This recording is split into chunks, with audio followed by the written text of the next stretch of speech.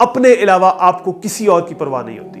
अब आप सेल्फ के इतने अंदर जा चुके होते हैं कि आपको किसी और की परवाह नहीं है। इसको अल्लाह ताला कुरान में कैसे कहते हैं, अफराअइता मन इत्तखज़ इलाहहु हवाहुन, क्या तुमने उस शख्स को देखा जिसने अपनी हवा को, और हवा को मैं भी ट्रांसलेट करता हूं, उसको अपना इलाह बना लिया, माबूद यानी अल्लाह के मुकाबिल खड़ा कर लिया उसको।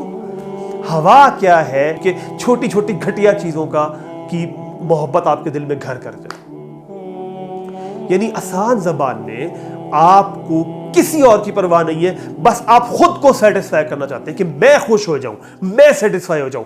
यह है जिसकी अल्लाह ताला यहां बात कर रहे हैं। अपनी ख्वाहिश को बस पूरा करना है, वही आपका इलाह बन गया है। तो जब आपने इसको अपना इलाह बना लिया, अपनी सेटिस्फैक्शन को, सेल्फ सेटिस्फैक्शन को आपने इलाह बना लिया, तो आप ब्लाइंडली इसको फॉलो करते हैं और आप ब्लाइंड, और सबसे ज्यादा मोहब्बत आपको इस ख्वाहिश से होती है।